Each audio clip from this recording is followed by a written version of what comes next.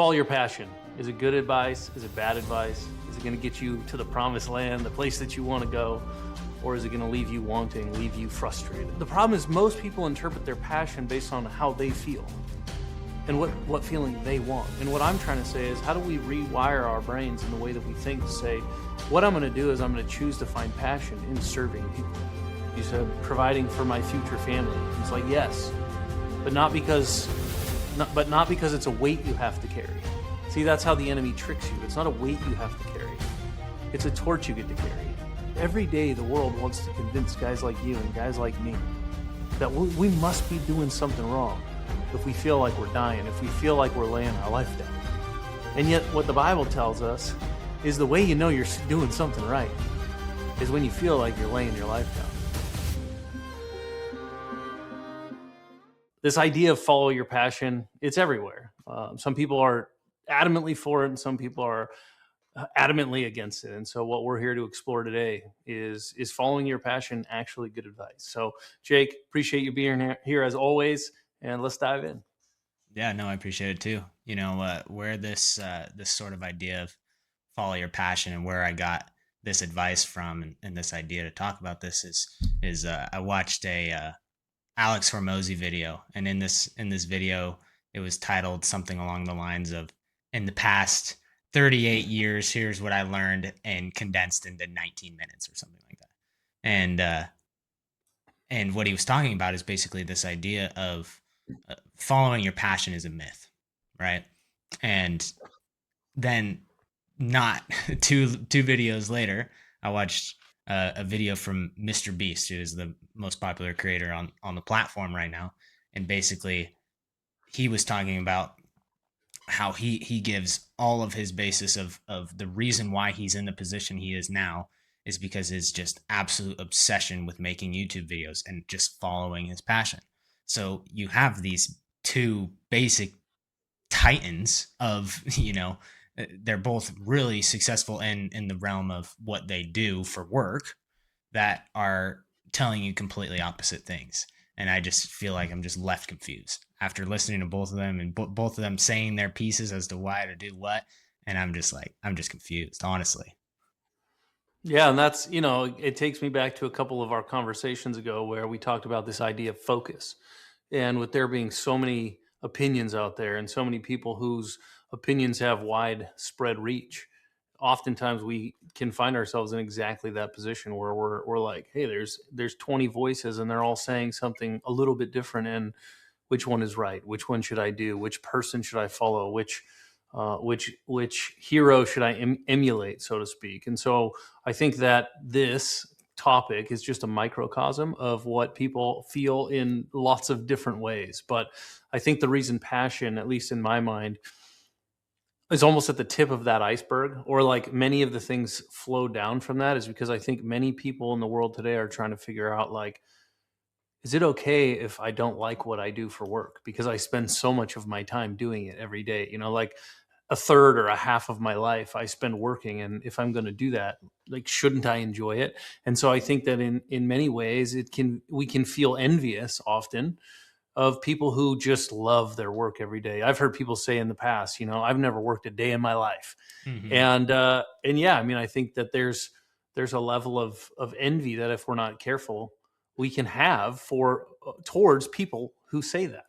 Now, at the same time, I think that where we maybe could start is, what do these guys even mean when they say passion? Like, what do you think they mean? Because I think that passion can be described differently from and by different people. And that's one of the things that I think is so important in today's day and age, and really always has been, is like language matters. And oftentimes, if we're not defining the terms before we start having the conversations, then we might think we're talking about the same things, but in reality, we're not. And so where I think we should even start is, like, when these guys say passion, how do you interpret that? And what is it that it stirs up in you? Yeah, I mean, for me, I think of, on a personal note, it's like I have an idea of highlighting the upside in a potential venture, right? So, like, I'm really getting involved in wanting to start a business. I don't even know what it looks like right now. It looks like a fuzzy ball as of right now. But I have a vision of wanting to do that in the future because I understand that there's a amount of upside that comes with operating a business. Yeah.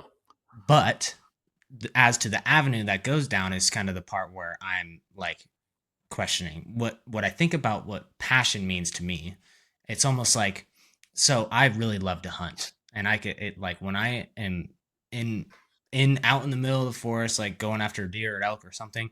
It's like just time slows down. Like I've probably spent 200 or 300 hours just looking at graphical data, like spreadsheets and graphs and maps before I even go out there. It all just feels like it's I didn't work a day, right? I didn't work a day when I'm doing that. It's passion. So it's like one option is to start my business in the line of passion. And then the other option is like, man, I look at the world and or not even necessarily the world, United States, and I see there's this huge gap of young people my age wanting to go into a service business or trade businesses where it's like, it's boring, it's mundane, it's a lot of paperwork, but there's a huge amount of upside because there's so little demand for young people my age getting into industries like that. So it's like that's sort of where this is sprouting from. When I think of passion, I'm thinking of that thing that is like easy to do and I enjoy doing it and I love doing it. Yeah, that's good. So, what do you think it is about hunting? Because to me, I think like so much of this stuff is just mental. And I think you had mentioned to me before we jumped on here that one of the things Alex Hermosi said, and I'm correct me if I get this wrong, but something along the lines of really you're going to spend 95% of your time doing things you don't want to do, and you're going to spend 5% of your time doing 5% of your time doing things you're passionate about. Yeah, And if you tried to exactly. spend 100% of your time doing things you were passionate about, you wouldn't be passionate about them anymore, right? Right. Yep. Okay. So here's what I think about is take your hunting example. Right now you love hunting. There's something about it that you love. There's a feeling that it gives you. And it's like, well, what is it that evokes that feeling? And what is that feeling, right? And it's probably more than one feeling. Like there's probably a little curiosity, there's probably challenge, if that's a feeling, right? There's these different things that make up the overall feeling that you're chasing or that you're enjoying. And then I go, and now let's say that you took hunting and it became your business and you were doing it all the time in some way, shape, or form. Do you think some of those things that make you feel the way you really like while you're doing it for fun would start to wear off? In many ways, I think that's what Alex Hermosi is saying. Now, I look at Alex Hermosi and I go, man, obviously he's doing something right in business. He's obviously a good marketer, and yet I go, but do I want my life to look like his does? I mean, personally, I Mm-hmm. don't. There's probably lots of people who are watching this or that will watch this or that watch his videos that do. Obviously, that's why he's got such a huge following. So I'm not here to tell people what to do, but I'm here to say, like, for me personally, I love the idea of having kids. That's why I have a big family. I don't want to work every waking hour of my life because I don't think that when I die, I'm going to lay on my deathbed and say, man, I wish I would have worked more, right? That doesn't mean I don't think work's important. I work a lot. But I just think that like my ethos, my viewpoint, my worldview is different than a guy like Alex. And so what I'm going to pursue and try and go after and accomplish and achieve is different. And so I think for you and for me in this conversation and whoever's watching or listening to this, it's like, well, as it relates to this idea of passion, as it relates to this feeling that it's giving you, what is it about hunting that you really enjoy? That how does it make you feel? And then if you were doing that as a job all the time, do you think, right, that you would stop feeling that way towards it? Yeah, I mean that's a good question. I think that's sort of a self analysis of like I look at my dogs. Like I look at my dogs, they eat the same dog food every day and they get excited over it. And to me, it's hard for me to relate to that sort of idea. But then there's other ideas. Also in the same video that Alex Hormozi said, is he said, quote unquote, he said, if you're single, you want to be married, and if you're married, you want to be single. And that idea is just something that I can't agree with. And it's because there's something that comes with a higher. I feel like there's a distinguishment. There's some sort of glass ceiling between those two ideas of like, let's say, eating pizza every single night and being married to my wife. It's like I want every single day I choose to be happily married to my wife, and it's the best decision I have, and I want to do that for the rest of my life. but eating pizza for the rest of my life, I'm probably good, you know? Right. So for hunting in that sense, it's like I see that as a higher thing that I probably could spend every single waking day of my life doing that, because it brings that up in me, and that kind of leads to my next question of like, when we think about our past conversations, we've talked a lot about creating value.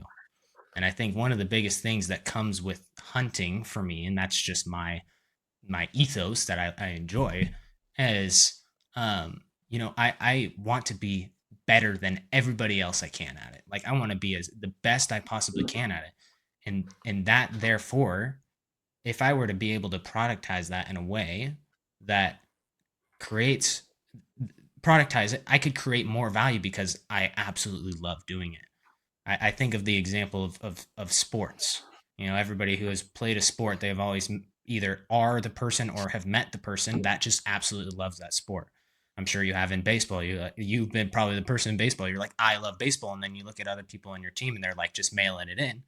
You were probably always better or going to be better than people who are just mailing it in. You know, and it's not even necessarily that it's a skill thing. It's a love. It's a passion for the game. And I think that's kind of where it comes back to the value I can create. I feel like would be higher for something that I do follow my passion on, but versus something that maybe, I'm not super passionate about. Yeah, and I think one of the areas I think that this gets a little bit convoluted is, and this is why to me everything goes back to what I read in my Bible is, Mhm. and we had a conversation about this several months ago. I don't know if it's still online or not, but it's this idea of your undisputed purpose. And I think so often the reason that we wrestle and find so much friction in this very conversation is because what we're really wrestling with is it okay to live a life where I don't feel a certain way, the way I want to feel, passionate, whatever, all the time. And yet, and so it becomes, it's like if we dwell on it too much, it just becomes a me focus, this constant me focus. And then I'm Mhm. trying to organize my entire life around me and my passion and my desire and my purpose and my this and my that. And it's like, but that's not what we were actually created for. We were created for God's image. We were created to reflect his image in the earth, and we were created to serve other people. And so I think I got a couple things I wrote down here. The first thing is when I think about passion, what I really think it represents is energy. I think that the things that we're talking about, passion, it evokes like an emotional, like a love feeling, right? And Mhm. there's nothing wrong with that. But I think actually what it is there's certain things that you or I do that when we do them, we feel absolutely drained. And then there's other Right. things that when we do them, we feel super energized. Like that's what they call flow state. We could just go on and go on and go on. And so then you go, okay, well, should we pursue things that put us in flow state or should we pursue things that drain our energy? And I think this is where like guru advice gets a little bit, I don't know, a little wonky in my opinion. Is a lot of gurus will try and make it sound like you're never going to have to operate outside of flow. And I think the reality is that no, you have to operate outside of flow. Now we can pursue the minimization of doing that, right? Because we want to be doing things that give us energy. But here's the deal. Again, if we start turning that into our idol, if we start turning that into the thing that we're always pursuing because we're trying to make sure we feel a certain way, then again, we're going to miss the purpose of why we're here. And so I look at it and I go, when I think about what I'm going to do, or when you think about what you're going to do, and let's say we're talking about hunting for you, it's did God give you gifts and talents that He wants you to utilize to serve other people in the sector of hunting? Because the reality is like the people. This is why I always say that business done right is service. Like Jesus said, if you want to be the greatest, be the least, and that he who wants to be the greatest will be the servant of all. And it's like we turned that into just servant in the way that we think of it, nonprofit, pastor, this or that. And yeah, that's partly true, but I also look at it this way, and this is just my opinion. I think, well, the person who's great in business, who's really there to serve his customers, he's also servant of all. Now, he makes a profit in doing it, but it's the profit that makes it scalable. That's why the nonprofits always require the money from the guys that are in the for Mhm. profits. Right. And so to me, I just go back and I say, and this is what part of what I hope to do here with these conversations is to say to people who are like me when I was 22 2 years old and I was thinking into going into full-time professional ministry. But like I always had this business mind. I always had this love for business and enterprise and entrepreneurship and investing and compounding and all these things. It's like, yeah, and God put that in you. And you can use that to serve people just the same way that a pastor or a nun or I don't know, anybody else who's serving people does. It just looks a little bit different. And so I would say all that to say the question that I think you should be asking is there some way that you have gifts and talents to serve other people in a thing like hunting that when you find yourself doing it and you're no longer operating in flow state is meaningful enough to you and meaningful enough to the people you're doing it for that it will force you to keep on going. Like for me, when I was your age and or a little younger than you at this point, but playing baseball, it's like, man, 6 a.m. workouts and 2-a-days and puking on runs and, getting hurt and exercising and sprinting and all that. Like that's the equivalent of not doing the things that give you energy. That's the equivalent of doing things not in flow state. But it was doing all those things that made me better in the flow state. Now, if I hated baseball, I wouldn't have kept doing it. But I happen to really enjoy baseball. I love baseball, and the better I got at it, the more I loved it. And so the more pain I was willing to tolerate to continue doing it. And so the question is, now that was a baseball example. How do you apply that to your life in your ability to serve other people? I heard Charlie Kirk say one time, I'm not here to follow my passion. I'm here to multiply the things that God gave me that serve other people. I think his exact phrase was something like, I love college football. And if I was going to follow my passion, I would be doing something in college football. But the skills and the talents that God gave me were the ability to communicate and to persuade and to influence and to do that through the political realm. And so that's what I'm here to do. And he paid the ultimate price for it. And so to me, that has always been a great picture of what does it look like? Jesus said you got to lay your life down, pick up your cross and follow him. And so I think, Jake, that so often the confusion, and this is the thing, this is why it doesn't seem to go away, because every day the world wants to convince guys like you and guys like me that we must be doing something wrong if we feel like we're dying, if we feel like we're laying our life down. And yet what the Bible tells us is the way you know you're doing something right is when you feel like you're laying your life down. Now, the friction is, which you and I talk about all the time, right? It's like walking a tightrope. Yeah. That doesn't mean that you just go looking for opportunities in life to find misery. That's not what I'm saying. What I'm saying is if you're just pursuing these feelings for yourself at all costs, that is misery, right? When the reality is that I think what we got to find the ability to pursue is how can we serve other people? And then as we get better at it, how do we do it at scale?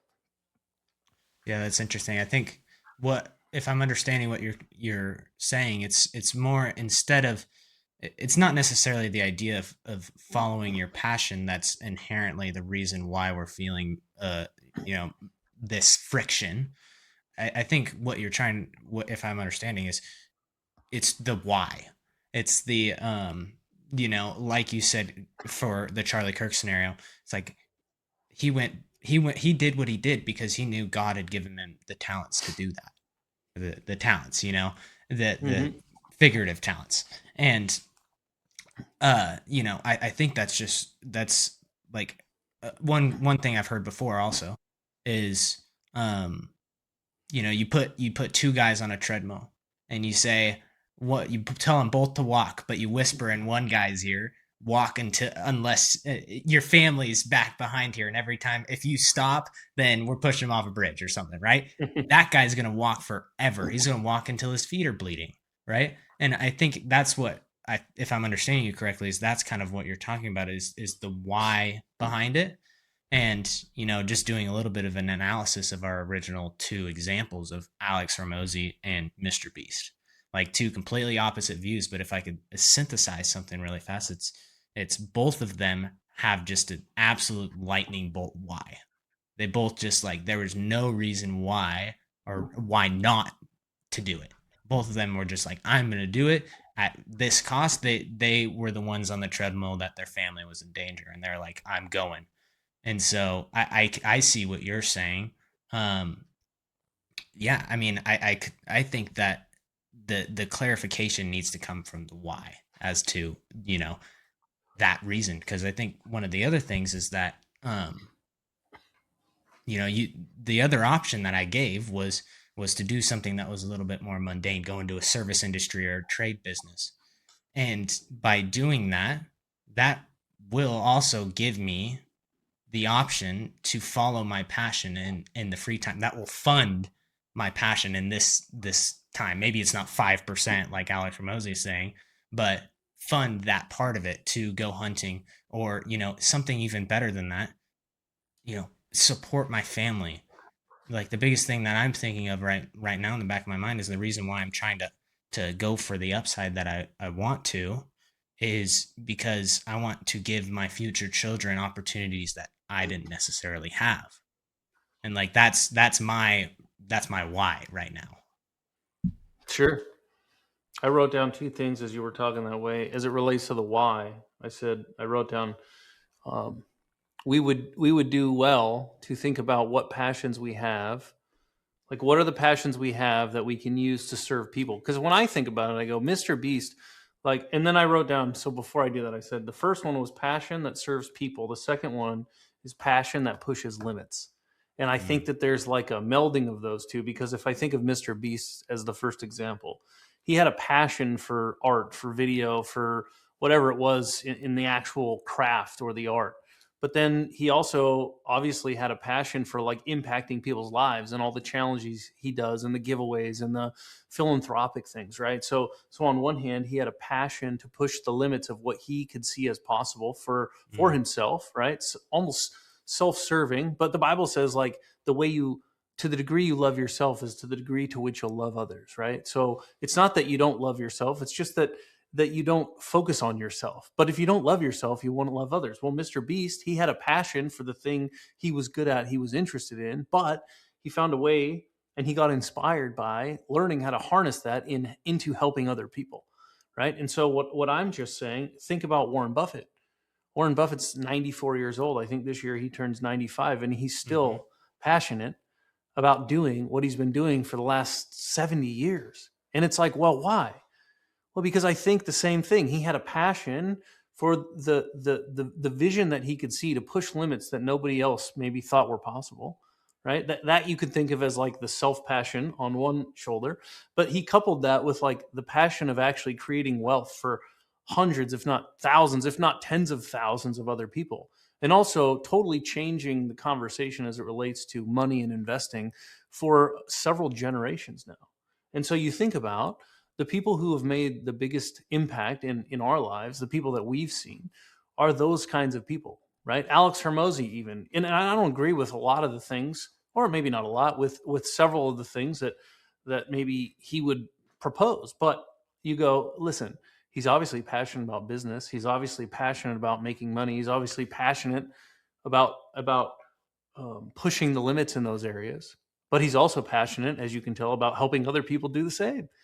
And so I just go, well, Jake, is there a way? Because if you like hunting that much, is there a way to turn it into one, you want to push the limits of your own ability to hunt, but then you want to figure out how to then translate that into helping other people? Because here's the difference.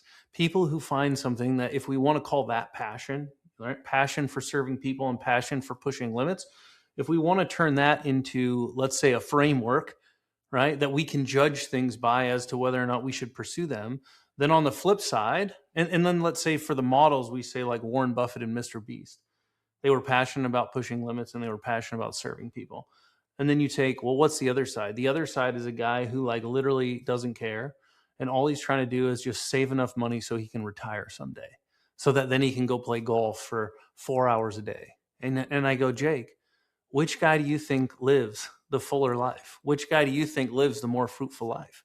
It's never the guy that just did everything as a means to his own end, a means to his own, selfish desire so he could just check out. It's like the video game guy that we talked about before, because he Right. never found that thing that he was so gifted in, that he could push the limits like other people couldn't push, because he could see what they couldn't see, because he was capable of what they weren't, and because he would work harder than they would. He could never get to that point.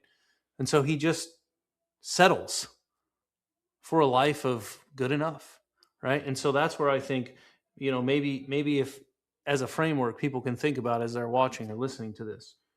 Don't think about passion as just this feeling that you get, because it's so subjective. Think about passion as like, what's that thing that you do that gives you energy, where you just want to push the limits, and then where you can actually see a path to helping change other people's lives and serve other people through that. Mm. Yeah, so I feel like, the position that I'm in, and maybe that people are listening are in, is when you think of the phrase pursue or follow your passion. It's also often the time of when you're in a position of having to make a decision, right? And that decision is choosing a left or a right, or probably more than often than not a roundabout or something. Yeah. Multiple different avenues. And I guess my question to you would be: would you say that that feeling that you're having, that you just described, is like an indicator for which path to take? What do you help me understand that better? What do you mean?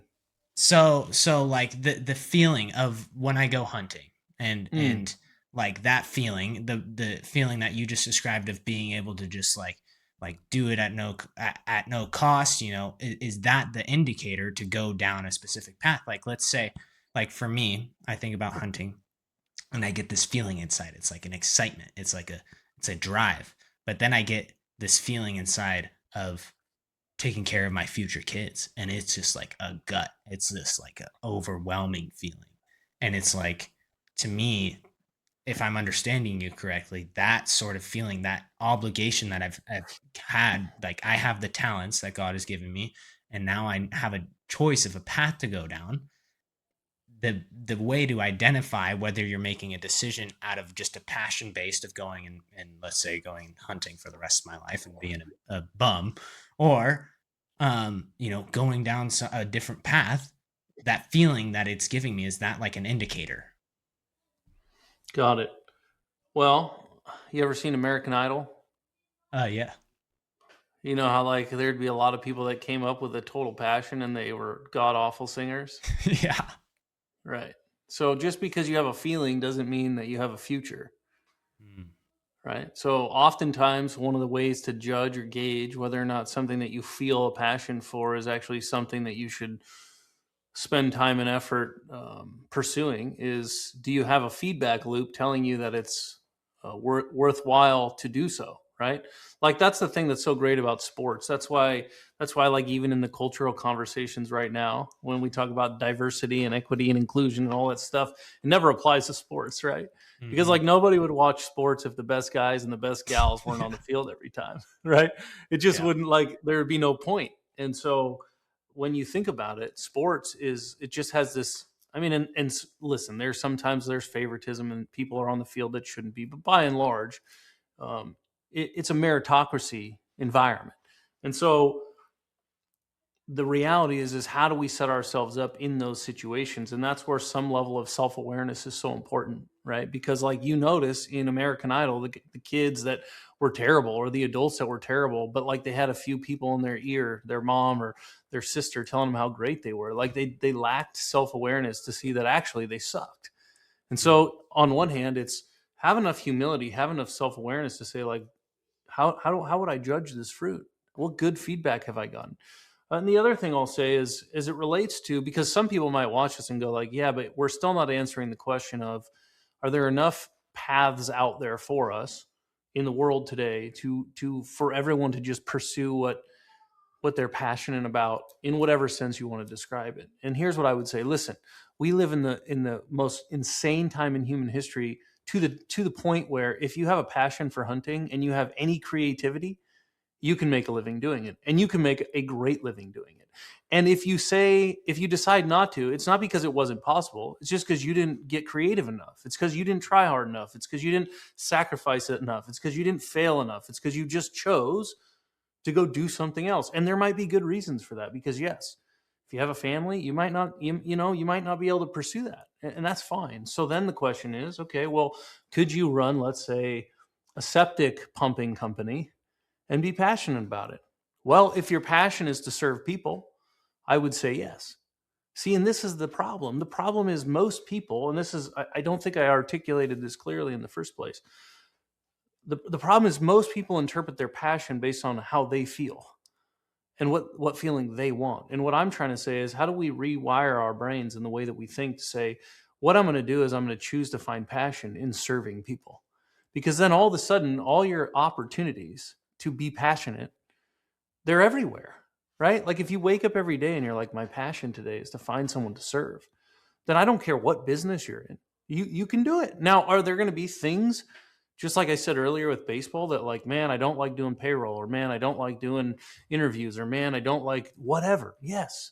But if you're really passionate about serving people, which is what you're here for, it's what you were created for, then it will be still worth it. Now, does that mean you can never make a pivot or change your business or your career? No. But my point is I think we end up enslaved to this idea of, oh God, I don't feel passionate right now. And then we're a slave to our feelings. And then we choose to be miserable. And then we miss the whole point of why we're here in the first place, because we weren't created for ourselves. We were created for his image and to serve people. Yeah, I think you're totally right with the idea of it is probably a pretty insane time right now. This is what probably 10 or 20 years ago it was insane, and now even with AI it's doubled. 10 years ago there was people talking about following your passion, and this is the first time really in history that you could say follow your passion, right? And now you can go and get a team of AI agents and build your passion in 2 days and make it a multi-team business. And so that's where this idea of this conversation really sprouted from. And the other thing that you just mentioned is, that made me think of it is, hard times make tough people and easy times make soft people. And what I feel like I'm trying to avoid is to become soft. I want to stay hard because I have a obligation to my family to do that, and to provide and to be everything that I'm supposed to be, that God has designed me to be. So yeah, I think your advice is excellent. Yeah, I appreciate that. And I think that as far as, raising a family and being a provider, it's like everything else. There's only two motivators that I have found. The first is fear, and the second is love. And oftentimes people are being motivated by fear, thinking it's love. And so, what I would say is that when you or any of us who are watching this, listening to this, thinking about these kinds of things, who are in a position of responsibility, in a position of providing, the minute that as soon as we start thinking of it like, oh my gosh, I got to do this, right? Requirement. All of a sudden, there's a burden, and fear kills all creativity. Once you become afraid, you can't still be creative. See, love and opportunity is the exact opposite. And so, see, I think what holds people back most of the time is that they're saying that they're doing things because of a love that they have, but really it's just a cover for not doing things because of a fear that they have. And the fear is rooted in something they love or someone they love. But what I'm trying to say is, if we really want to pursue the things that we've been created for, the things that we've been gifted in, we literally cannot do that. We literally cannot find the creativity to do the thing that God put in us if fear is what's motivating us. So instead, let it be love, let it be opportunity, let it be, dare I say, passion, but passion in that sense, right? Where we just go, hey, this should feel terrifying, but I trust God. I trust that He has a plan. I trust that He put this in me. I trust that He knows I want to serve people. And I trust that when I go, He's going to provide. And even if I fail or even if I stumble, He's going to work it together for good. And in the end, because He's sovereign, nobody can do anything to thwart what His plan is for me. See, the only thing that can thwart His plan for us is us choosing not to believe, is us choosing not to walk in it. And so for me, I think that I just wanted to add that, because in this conversation, twice or three times you said providing for my future family. And it's like, yes, but not because it's a weight you have to carry. See, that's how the enemy tricks you. It's not a weight you have to carry. It's a torch you get to carry. Mm. Yeah, and I think that's so good, and that's how I've been, shifting my mind is I've been given a gift. I've been given the abilities. I've been given the tools to do it. Now it's up to me to make that decision, and it's an easy decision when it feels like a gift, and it feels like a the whole reason why I'm doing it is because you know I can. And that he has allowed me to, and he's given me the opportunity to. And I'd ask anybody listening, it's like, if you make it feel like an opportunity, most people, if it's would say yes to an opportunity. You'd have to be blind to say no to a good opportunity. So yeah. It's good. So maybe for a takeaway for the week, maybe something actionable. If you're watching, you're still listening 34 and a half minutes later. First, thanks for being here. If you like this video, we'd love it if you'd hit like and subscribe, follow along with or for the journey. And then if you think that somebody you know would benefit, would you share it with them? And then do this for us over the next week.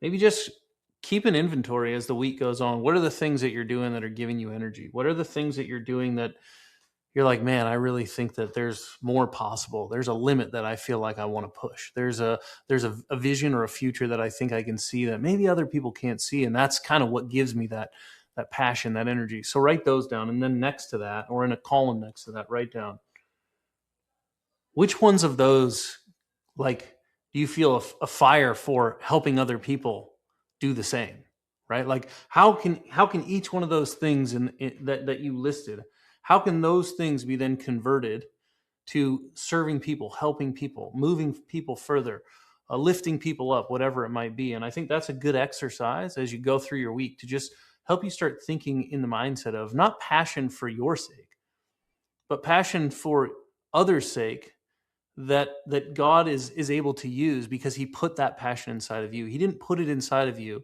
for you. He put it inside of you for you to serve others. And so try that this week. And we'd love to hear how it went. Maybe leave us a comment if you want to come back and let us know how it went. And we'll see you next time. Thanks.